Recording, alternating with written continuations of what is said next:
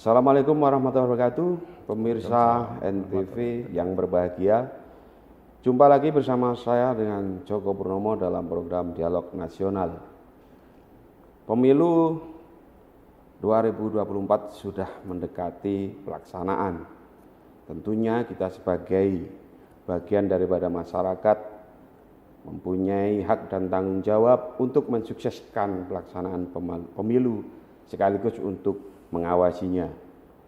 Baik, pemirsa NTV dimanapun Anda berada, saat ini Dialog mengambil tema menyongsong pemilu 2024, sukseskan dan awasi. Pemirsa NTV yang berbahagia, hadir di tengah-tengah kita seorang narasumber. Beliau adalah Bapak Adrianus Jansen Pale sebagai Ketua Bawaslu Kabupaten Banyuwangi. Assalamualaikum. Waalaikumsalam. Apa kabar Pak Jansen Pale? Alhamdulillah sehat. Akrabnya dipanggil Pak Ansel gitu ya? Akrabnya Pak Ansel. Sehat Pak ya? Alhamdulillah sehat. Ya. Harus sehat. Sehat? Ya harus sehat. Karena memang di tengah-tengah melaksanakan tugas-tugas negara ini Pak ya. Untuk mengawal pemilu tentunya harus selalu sehat dan penuh semangat. Baik Pak, untuk tema kali ini kita mengambil menyongsong pemilu 2024, sukseskan dan awasi. Nah, selaku Ketua Bawaslu Pak, Bapak Ansel ini baru Pak ya sebagai Ketua Bawaslu, karena kita kemarin sempat menghadirkan Ketua Bawaslu juga dalam dialog sebelumnya. Bisa disampaikan Pak untuk komisioner dan kelengkapan di Bawaslu Kabupaten Banyuwangi. Silakan. Terima kasih Mas Joko. Assalamualaikum warahmatullahi wabarakatuh. Waalaikumsalam. Selamat siang Mas Joko. Siang. Pemirsa NTV, sebagaimana tadi yang sudah disampaikan oleh Mas Joko, saya nama lengkapnya Adrianus Jansen Pale, yang sering dikenal oleh teman-teman itu kan Ansel. Mas Ansel. Ya, mulai dari sejak kuliah. Ya, dari kuliah sampai hari ini kebanyakan teman-teman yang sudah akrab itu sering mengenal, menyapa saya dengan sebutan Ansel. Ansel. Mungkin ada cerita khusus Pak kenapa Ansel atau hanya singkatan? Ya itu termasuk singkatan Mas. Singkatan ya. Singkatan. Kalau terlalu panjang itu kan. Iya. Jadi saya termasuk ini periode yang kedua Mas Joko. Kedua. Dulu ketuanya Pak Hamim. Di periode kemarin, dan kebetulan saya di anggota beliau, dan di periode yang kedua ini teman-teman menyepakati saya pada posisi ketua gitu ya. Dipercaya untuk itu. Nah, kita belum sampai setahun Mas Joko. Belum setahun sejak tanggal 15 Agustus kita dilantik sampai hari ini. Nah, untuk masyarakat Banyuwangi juga mungkin selama ini belum mengetahui, jadi Bawaslu itu masa kerjanya sistemnya periodik, 5 tahunan, sama seperti jabatan presiden, gubernur, bupati, wali kota, itu sama seperti itu. Lalu kemudian yang terbaru ini ada 5 orang, salah satunya saya sendiri mengampu divisi, tidak mengampu divisi karena ketua tidak mengampu divisi, tidak mengampu korwil. Lalu kemudian ada Pak Joyo Adikusumo, juga sama-sama di prodi yang kedua bersama saya. Beliau di sumber daya manusia, hari ini berada di Jakarta, juga menghadiri kegiatan-kegiatan yang tadi Mas Joko sampaikan.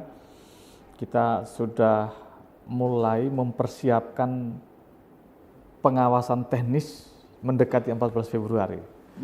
Jadi beliau ini dari Surabaya ke Jakarta terakhir ini.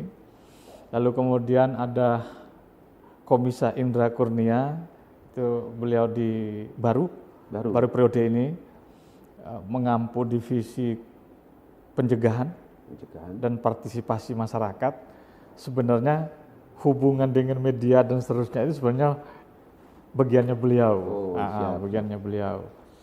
Lalu kemudian ada Untung Aprilianto, beliau di divisi penanganan pelanggaran yang saat ini sedang PIC-nya penanganan pelanggaran. Jadi kita sedang menangani beberapa temuan-temuan maupun laporan dugaan pelanggaran yang sampai hari ini. Terakhir tadi kita mengklarifikasi pihak-pihak yang diduga ada keterkaitan dengan sebuah peristiwa hukum terhadap laporan pelanggaran kampanye. Lalu kemudian ada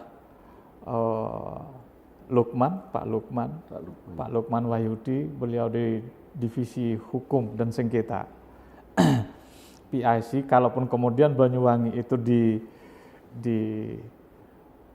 gugat di Mahkamah Konstitusi, ya mudah-mudahan jangan lah Mas ya, mudah-mudahan tidak sampai terjadi. Jadi PIC-nya beliau yang mengurusi urusan masalah sengketa. Jadi 5 itu produk atau komposisi struktural kita di Bawaslu Kabupaten Banyuwangi hari ini.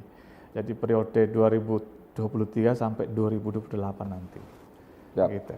Ya, dengan 5 komisioner itu tupoksi Bawaslu sendiri itu seperti apa, Pak? Ya, Bawaslu dalam Undang-Undang 7 itu dia hanya memiliki 3 fungsi. Fungsi pencegahan, penindakan terhadap pelanggaran, dan penyelesaian sengketa proses. Hanya 3 itu fungsinya. 3 itu. Nah, 3 itu diterjemahkan ke dalam diberikan beban atau bukan beban, tanggung jawab untuk mengkoordinir ke masing-masing divisi. Jadi SDM itu mungkin tidak berhubungan langsung dengan 3 fungsi itu, fungsi pencegahan, penindakan dan penyelesaian sengketa proses, tetapi dia lebih ke soal ngomong organisasi dan sumber daya manusianya. Siapa yang mau melakukan pencegahan? Ya manusianya, sumber dayanya. Terus manusianya didukung oleh apa? Ya segala sesuatu yang ada di kelembagaan itu, termasuk sarana prasarana, yaitu beliau yang membidangi, yang bertanggung jawab untuk itu. Nah, terus kemudian penindakan pelanggaran juga ada PIC-nya Pak Untung, terus kemudian pencegahan ada Pak Com, lalu kemudian penyelesaian sengketa proses ada Pak Lukman Wahyudi. Jadi semuanya sesuai dengan fungsi ya. Jadi semuanya terisi sesuai dengan fungsi, 3 fungsi yang menurut Undang-Undang 7 yang wajib dimiliki oleh Bawaslu. Gitu. Baik, tampaknya semakin menarik ini Pak perbincangan kita. Ya. Namun tahan dulu. Siap. Kita akan kembali setelah jeda yang berikut ini.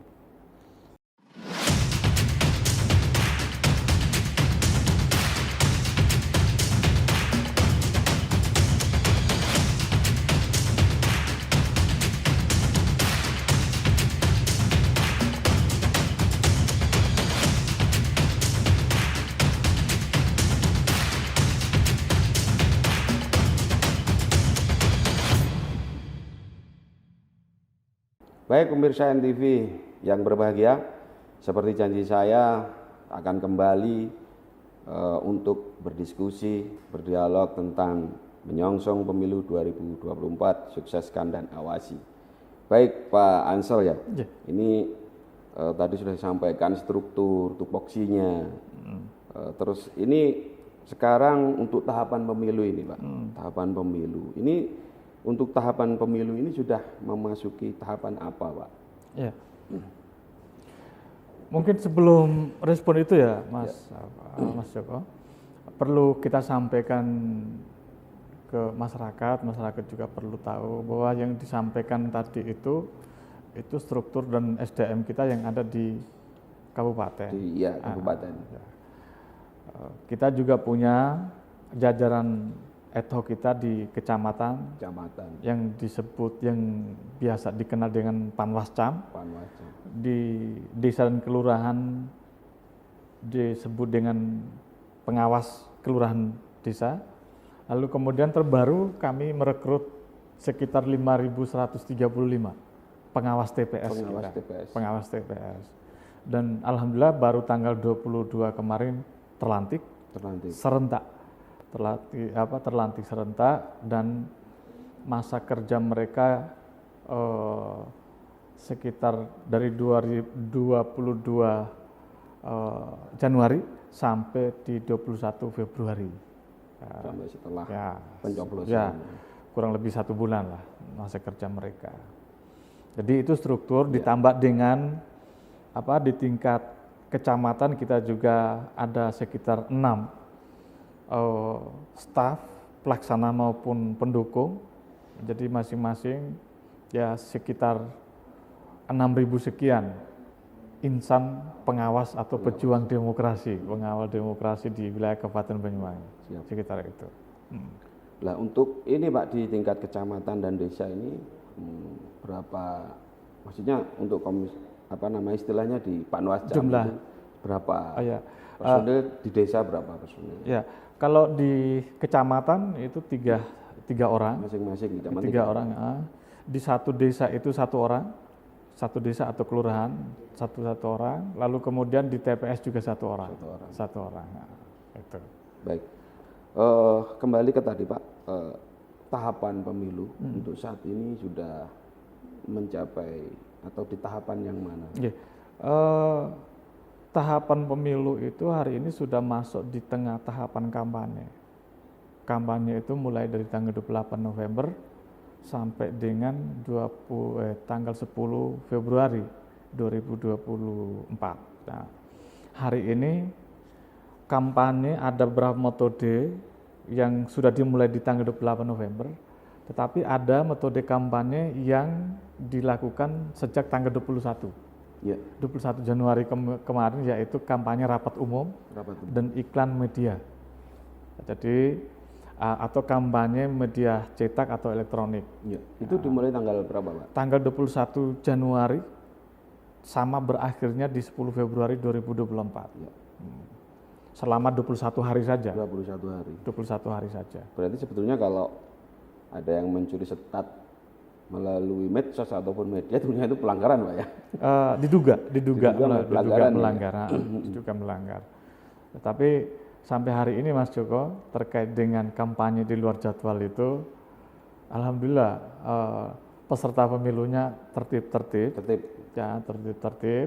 karena kita lebih banyak ke pencegahannya, kembali ke 3 fungsi tadi, lebih mengutamakan pencegahan, penindakan dan penyelesaian sengketa proses. Jadi kita awali dengan pencegahan dengan metode yang sebanyak mungkin menyesuaikan dengan kondisi jangkauan kita. Kalau pencegahan menurut norma itu kan lebih ke soal imbauan, surat, terus kemudian. Tapi kita berharap bahwa teman-teman, sejak kemarin kita berharap teman-teman itu lebih ke soal menciptakan sebuah kreativitas supaya mudah dijangkau oleh masyarakat dan itu menyampaikan hal-hal yang sifatnya edukatif. Dan itu kami rasa, kami mengukurnya kalau mau dipresentasikan ya efektifnya 80%. 80% tersampaikan gitu ya. Akhirnya dengan informasi itu masyarakat teredukasi, terutama peserta pemilu. Nah, ketika misalkan setelah kita melakukan imbauan, lalu kemudian di awal-awal tanggal 28 November kemarin itu kan banyak sekali alat peraga kampanye yang dipasang di tempat yang dilarang atau yang tidak diatur oleh KPU. Kami berusaha untuk melakukan pendekatan persuasif, lalu kemudian kami menyampaikan saran perbaikan untuk dilakukan perbaikan secara mandiri. Nah, kalau perbaikan itu tidak dilaksanakan, saran perbaikan Bawaslu tidak dilaksanakan, maka kami jadikan itu sebagai catatan temuan dugaan pelanggaran yang mekanisme penanganan pelanggaran itu dilakukan oleh teman-teman Panwascam, dan kami bersama Satpol PP langsung melaksanakan penertiban di tanggal 29 29 Desember kalau tidak salah kemarin, saat ada TVRI di kantor. Berarti selama ini sudah bahwa selain melakukan upaya-upaya pencegahan, juga sudah melakukan upaya penertiban APK penindakan, yang diduga melanggar. Terus APK itu apakah nanti bisa dipakai lagi atau dimusnahkan enggak kalau APK yang sudah ditertibkan itu? Kalau pure penegakan hukum itu sebenarnya yang melanggar itu sudah bukan milik peserta pemilu lagi. Itu adalah barang milik negara yang disita melalui proses penanganan pelanggaran. Berarti awal pada saat pemberitahuan itu ya. Betul. Apa? Saran perbaikan itu saran tadi. Perbaikan harusnya segera dipindah. Betul. Nah, sehingga tapi kita juga memahami peserta pemilu terus kemudian yang punya caleg-caleg ini kan juga mencetak itu juga butuh duit.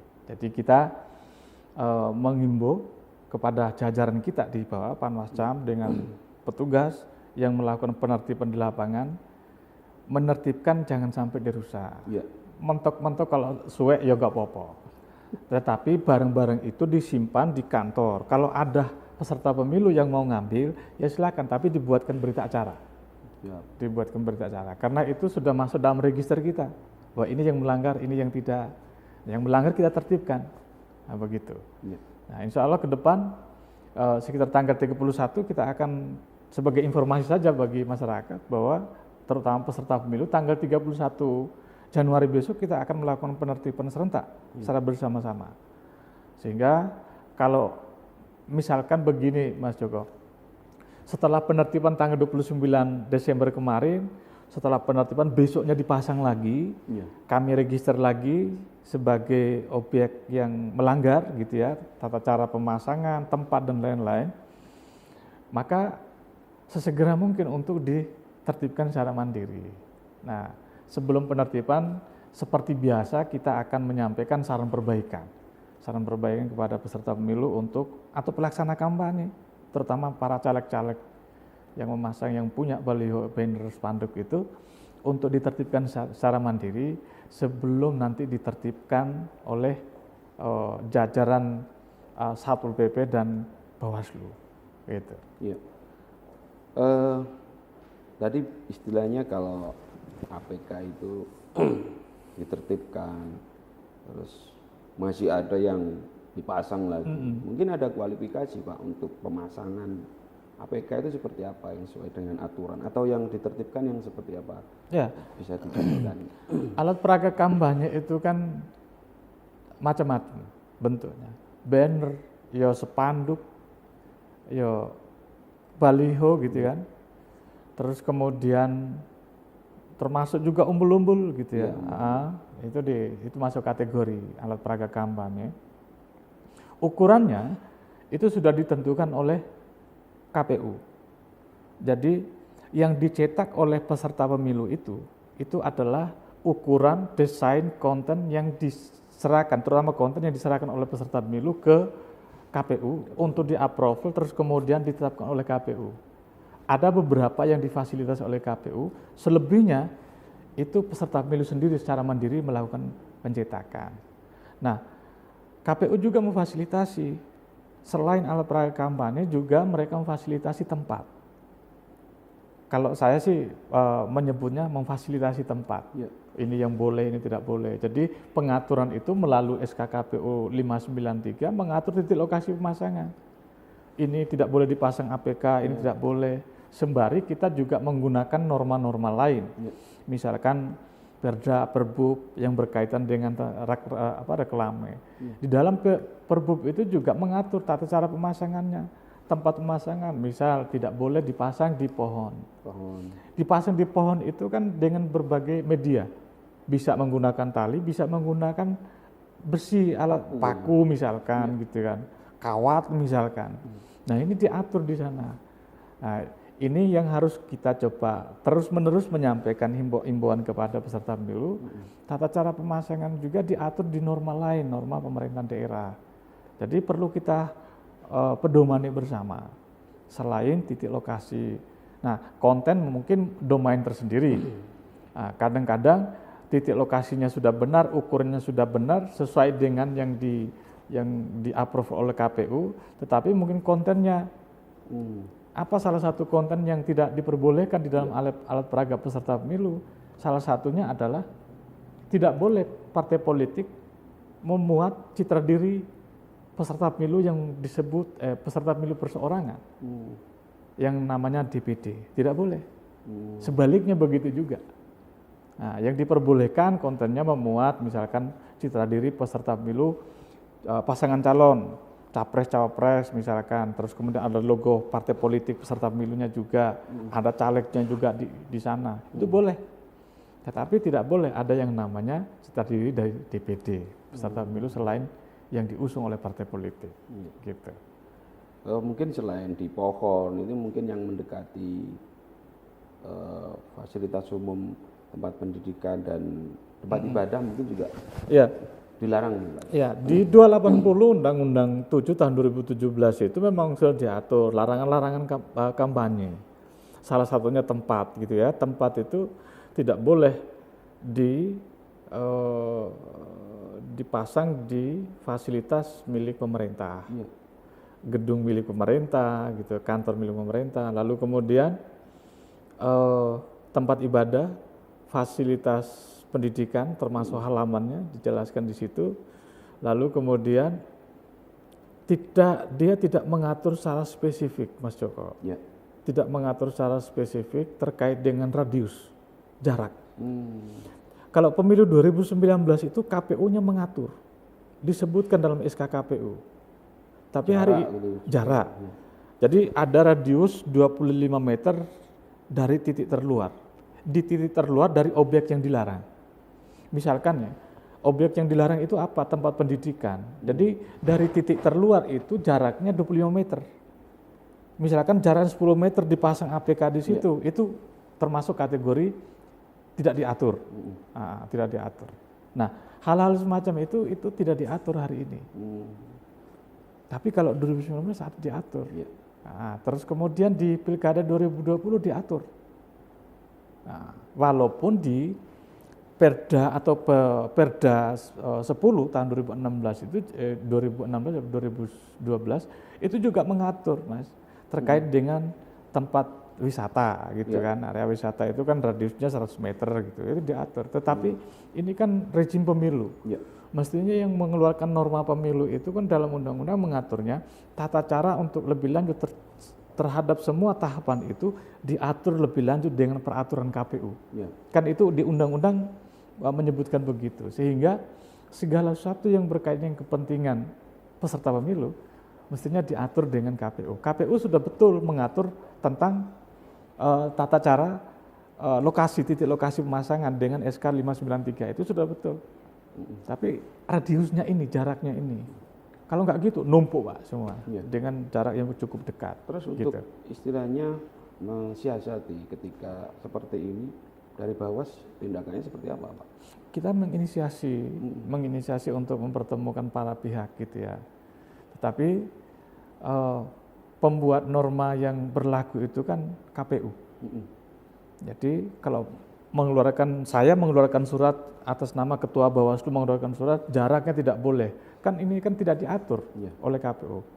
Nah, segala sesuatu yang tidak diatur oleh KPU itu kan bagi KPU tidak apa-apa gitu kan. Tapi bagi kita tergantung melihat objeknya apa, subjeknya apa, situasinya seperti apa. Pada faktor sisi merugikan dan menguntungkan peserta pemilu atau tidak. Nah, kita melihat dari sisi itunya. Sehingga kami sih berinisiatif sudah berkomunikasi dengan Kasatpol PP supaya ini bisa dikomunikasikan dengan KPU. Kita juga mengajak KPU untuk berkomunikasi dengan beberapa pihak. Misalnya menetapkan SK lokasi itu kan harusnya perjenjang, selain perjenjang harus mengundang pemerintahan daerah yang punya wilayah. Nah, diperbolehkan oleh KPU, tetapi di dalam norma-norma daerah, ya peraturan bupati misalkan itu tidak boleh. Ini kan bertentangan dengan norma daerah, sehingga perlu untuk duduk bersama. Wah, ini rezim pemilu, hak-hak peserta pemilu harus diberi hak-haknya mereka untuk melakukan kegiatan kampanye. Tempatnya kalau misalkan memang semuanya dibatasi, Terus mereka mau berkampanye di mana? Ya. Lalu kemudian misalkan dalam satu, kalau tidak diukur, kalau tidak diatur, radius dari titik terluar terhadap objek yang dilarang, orang misalkan 10 atau 16 partai politik peserta pemilu ditambah dengan 2 pasangan calon presiden, 4 calon anggota DPD, 650 caleg anggota DPRD dipajang di dekat masjid misalkan. Terus kalau misalkan seseorang memasang bertumpuk-tumpuk, terus kemudian kalau kita tegur, oh ini jangan dipasang di sini, loh itu kan boleh. Iya. Masa saya nggak boleh? Tapi akan merusak keindahan dan pemandangan betul, juga. Etika, terus kemudian estetika juga kita harus menjaga itu, terus menjaga kenyamanan masyarakat dalam menjalankan ibadahnya gitu kan, merasa tidak terganggu gitu. Ya. Terganggu Mas Joko kalau misalkan saya memiliki preferensi politik yang berbeda, ketika masuk tempat ibadah niatnya itu mau beribadah, tapi tiba-tiba ketemu orang yang pernah dia tidak dukung, yang dia tidak suka, akhirnya terganggu secara pikiran, secara kebatinan. Baik, tahan dulu Pak. Yeah. Pemirsa NTV yang berbahagia, pemilu semakin mendekati pelaksanaan pemilihan. Kita sebagai masyarakat terlibat secara langsung maupun tidak langsung untuk mensukseskan dan mengawasinya. Jangan kemana-mana, kita akan kembali setelah yang berikut ini.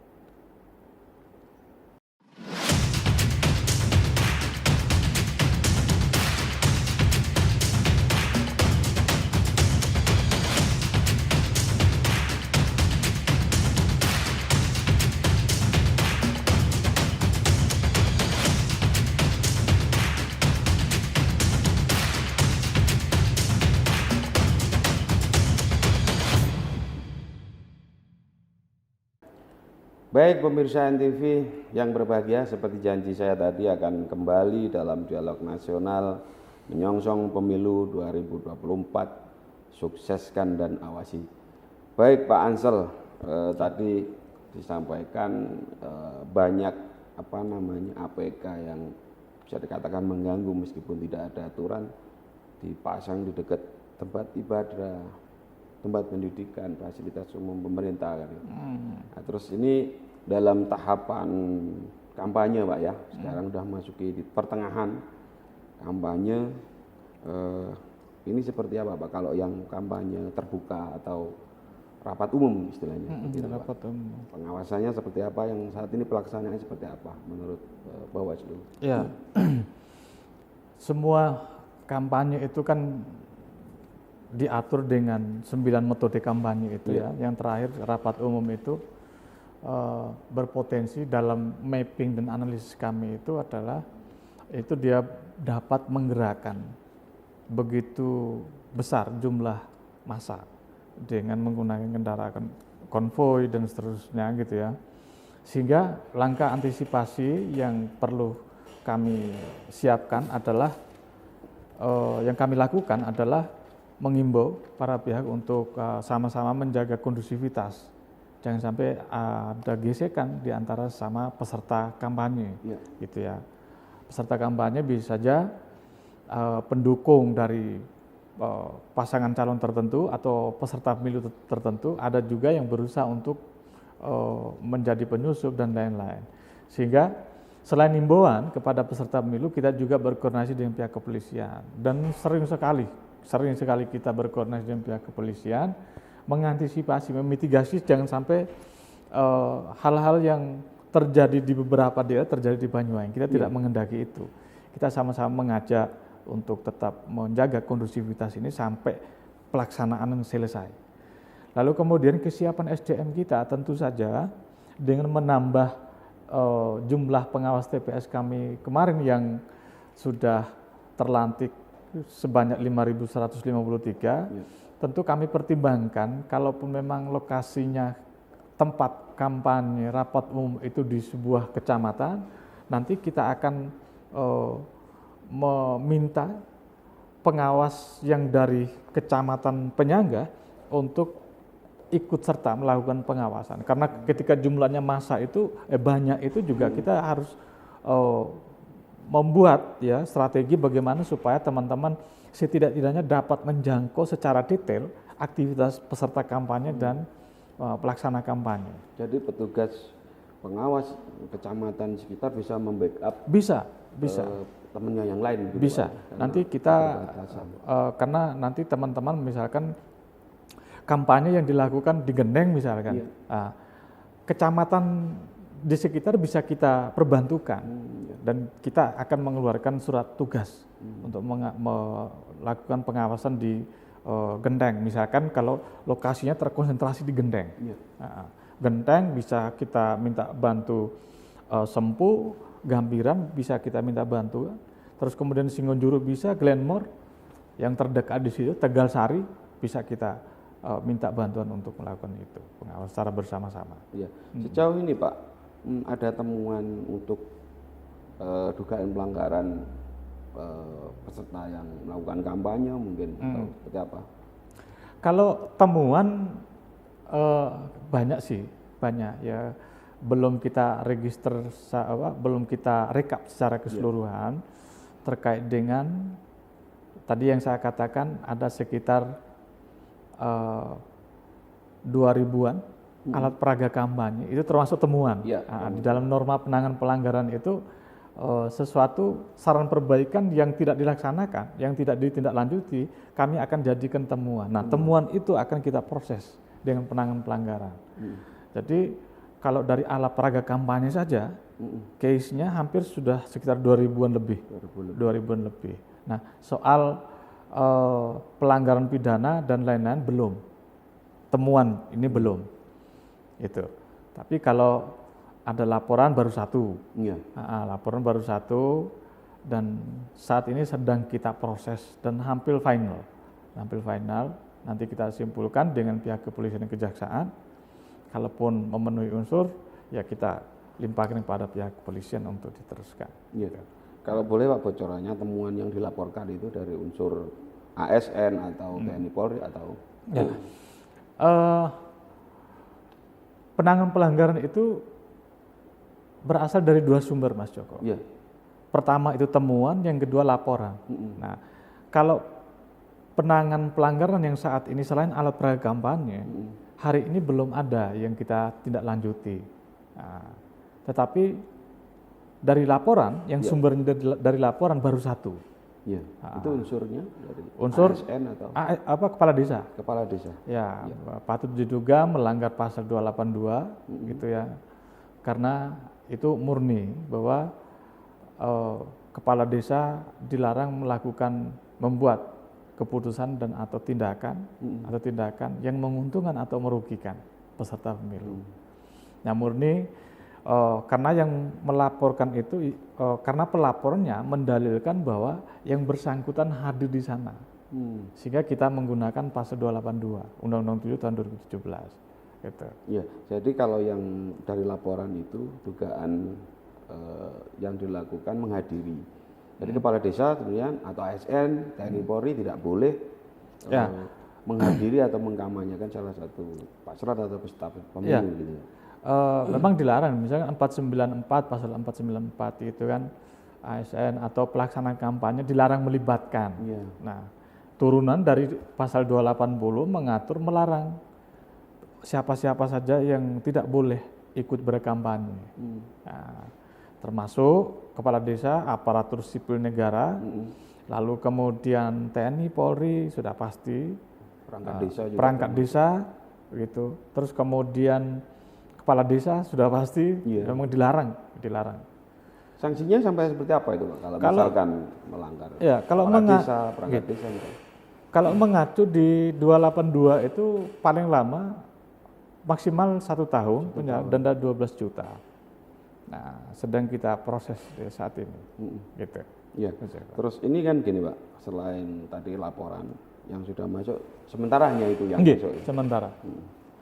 Baik, selain itu mungkin Pak, kita ini selaku pengawas juga kan, dari bawah juga yang diawasi ini kan banyak. Nah, termasuk ini pengawasan di internal Pak, mungkin yang bisa disampaikan. Artinya selaku petugas pengawas ini juga adakah pengawasan secara internal, maksudnya bagi para petugas yang mengawasi juga gitu. Seperti apa itu kalau pengawasan internal misalnya? Dan tidak menutup kemungkinan Pak yang namanya petugas juga gitu. Ada kode etik atau seperti apa? Betul. Jadi di Republik ini nggak ada aturan, semua serba diatur. Termasuk tata cara kita melaksanakan mengawasi tahapan itu juga ada tata caranya. Dan kita juga bukan berarti kebal terhadap hukum. Ya, kita nggak ada yang kebal, semua orang tidak ada yang kebal hukum. Makanya semuanya serba diatur. Pengawas misalkan seorang ketua Bawaslu boleh nggak bertemu dengan orang yang sedang yang persoalannya ya sedang ditangani oleh Bawaslu. Nah, secara umum memang dilarang, tidak boleh gitu kan. Kalau dilihat dari norma kode of etiknya itu memang kita dilarang untuk itu. Lalu kemudian tidak netral. Itu sudah pasti melanggar sumpah dan janji. Nah, bagaimana untuk mewujudkan mengetahui seseorang misalkan pengawas melanggar kode etik? Ya kadang masyarakat yang melapor. Tapi kalau di internal itu ada yang namanya pembinaan, supervisi.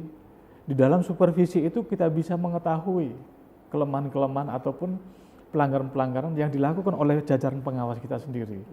Terus kemudian sidak, inspeksi mendadak bisa kita dapatkan. Terus kemudian misalkan ada informasi-informasi dari jajaran pengawas di daerah lain misalkan.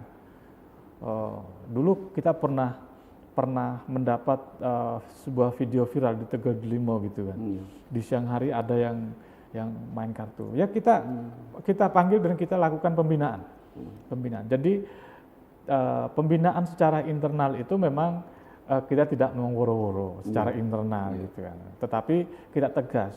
Kita dalam rangka untuk menerapkan sebuah keadilan, kita juga harus adil di dalam. Jadi adil itu mulai dari diri kita sendiri. Mulai dari diri yang pengawas dulu. Dari pengawas dulu. Pengawasannya lebih betul. Baru kita dapat menerapkan sebuah aturan kepada masyarakat. Pihak lain yang merasa dirugikan terhadap sebuah persoalan yang kita tegakkan itu, mereka tidak protes. Nah, ini Bawaslu-nya kok tidak netral, kok malah melakukan ini. Bawaslu-nya tidak adil, kok begini-begini. Akhirnya kan kepercayaan publik itu menurun kemudian. Nah, kembali kepada persoalan masalah pengawas internal.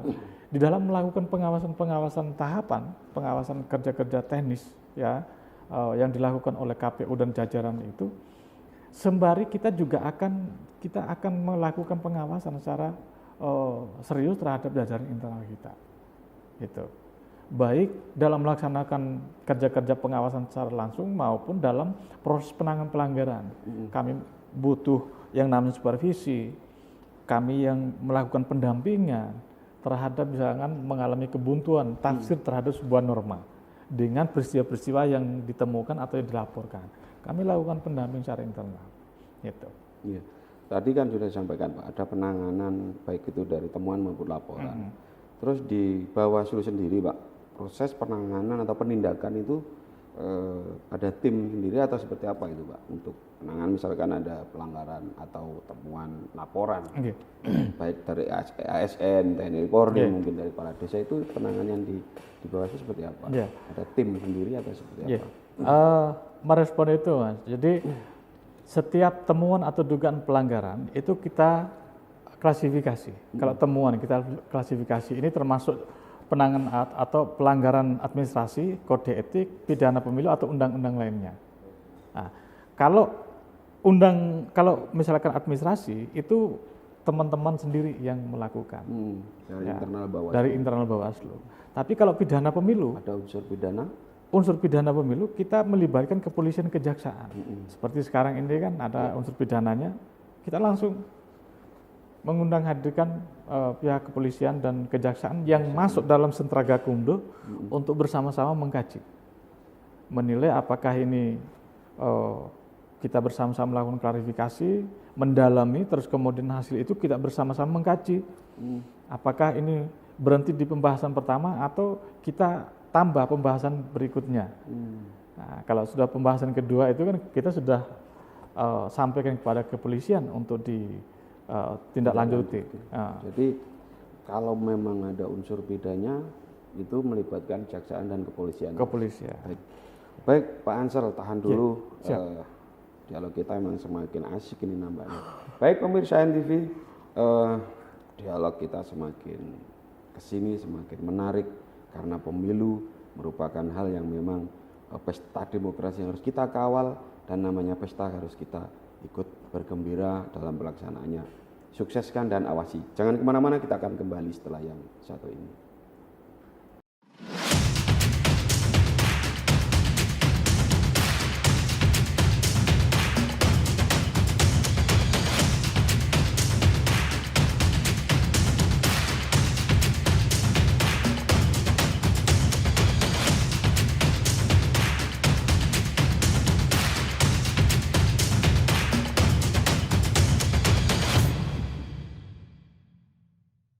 Baik pemirsa NTV yang berbahagia, seperti janji saya tadi, saya akan kembali dalam dialog seputar pemilu, menyongsong pemilu 2024, sukseskan dan awasi.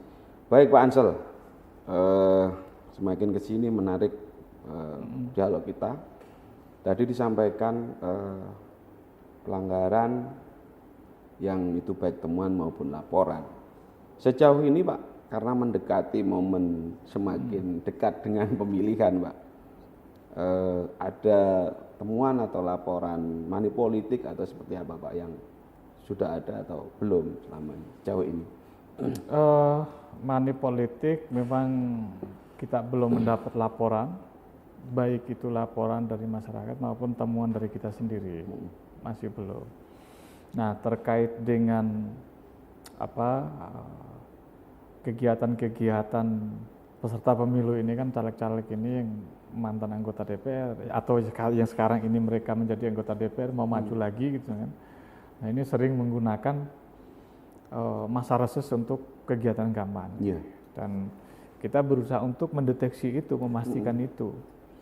Apakah misalkan terjadi kampanye, sumber anggarannya dari mana gitu kan. Dan ini ada per hari ini coba kita dalami, ada satu peristiwa. Nah, jadi menggunakan reses untuk kegiatan kampanye. Kampanye itu kan secara definisi dalam undang-undang itu menyampaikan visi misi atau program dan atau menyampaikan citra diri. Nah, diduga dalam satu kesempatan itu yang bersangkutan menyampaikan citra diri. Citra diri itu ya foto, nama, nomor urut gitu kan.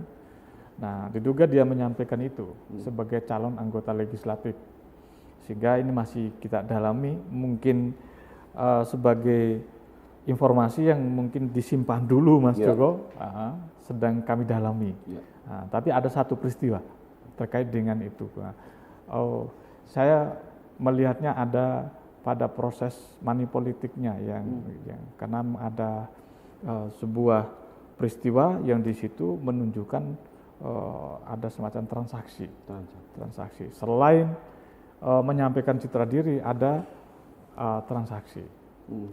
Nah, ini sedang kita dalami. Ya, kalau yang dikategorikan istilahnya satu pelanggaran Pak ya dalam kampanye itu, misalkan bagi-bagi atribut atau bagi-bagi misalkan kaos, mungkin jilbab atau sembako, itu seperti apa Pak? Ya, itu termasuk jenis bahan kampanye ya Mas ya. Terus kemudian bahan kampanye yang dikonversi dalam uang itu kan tidak lebih dari 100.000. Nah, itu semua diatur oleh KPU. Apa saja topi termasuk, terus kemudian alat masak juga termasuk, mop terus juga termasuk, dengan berbagai macam jenis ya alat masak kebutuhan masyarakat. Tapi itu tidak semua, secara terbatas saja. Kalau dikonversikan ya jumlahnya tidak lebih dari 100.000. Nah, lalu kemudian kita tidak bisa pungkiri Mas Joko bahwa dalam sebuah kegiatan pertemuan terbatas ya ada masyarakat yang datang tidak diberi uang transport. Nah, oleh KPU diatur boleh uang transport itu sepanjang tidak dalam bentuk cash Nah, bisa ditukarkan kupon atau apa, voucher, voucher juga bisa, tidak melebihi standar harga di daerah itu. Nah, untuk menentukan standar minimal atau bukan standar minimal, standar maksimal harga sebuah barang di daerah Kabupaten Banyuwangi, kita juga harus berkoordinasi dengan pihak yang lain yang memiliki kewenangan untuk menetapkan sebuah menetapkan harga sebuah barang. Nah, maka kita berkoordinasi dengan pemerintah daerah. MOK ini saja nih harganya berapa gitu. Nah, supaya kita bisa mengukur, dan kan dalam rangka untuk memastikan, Mas. Tidak bisa kita bekerja, katanya harga MOK ini segini, gitu kan. Tidak bisa seperti itu. Jadi saya pertegas Pak tadi, memberikan souvenir atau istilahnya barang atau apapun dibolehkan Pak ya? Ya, diatur. Bang tidak melebihi seharga batas maksimal di daerah. Berapa itu? Dari 100.000? Kalau dikonversikan ke dalam bentuk uang, misalkan bahan kampanye, MOK misalkan, harganya tidak melebihi 100.000 itu tadi. Jadi memang boleh, tapi tidak melebihi. Karena kan masyarakat juga berhak mengawasi. Kalau misalkan nanti terjadi model-model begitu, supaya tahu, tidak asal melaporkan, tapi ada standar harga tadi ya, istilahnya kalau tidak melebihi 100.000 itu aturannya boleh. Begitu. Tetapi yang perlu menjadi catatan dan atensi kita semua sebagai masyarakat yang peduli terhadap pelaksanaan pemilu ini, bahwa misalkan di norma Undang-Undang 523 ayat 1 itu memberikan barang dan atau jasa di masa kampanye. Nah, itu di luar dengan sebagaimana yang saya sampaikan tadi. Ada bahan kampanye yang seharga standar daerah gitu misalkan. Itu di luar itu. Bantuan, terus kemudian ini dan itu. Itu kalaupun ada dalil mengatakan bahwa mereka berdalil bahwa itu pemberian pemerintah. Nah, itu kita memastikan. Maka dibuat temuan, kita proses, terus kemudian berjalan proses melibatkan pihak kepolisian, kejaksaan, dengan pihak lain kita jadikan pihak yang berkontribusi dalam untuk menerangkan posisi sebuah persoalan itu, sehingga kita dapat menyimpulkan apakah ini masuk kategori money politik atau tidak. Per hari ini belum ada yang sampai sejauh itu, Mas. Per hari ini belum. Baik, Pak Ansar, mungkin ini terakhir ya. Terakhir, closing statement dari Pak Ansar selaku Ketua Bawaslu Kabupaten Banyuwangi. Artinya tidak hanya Bawaslu yang mengawasi dan mensukseskan jalannya pemilu di 2024 ini. Mungkin bagi masyarakat juga harus terlibat baik secara aktif maupun tidak untuk ikut mensukseskan dan mengawasi.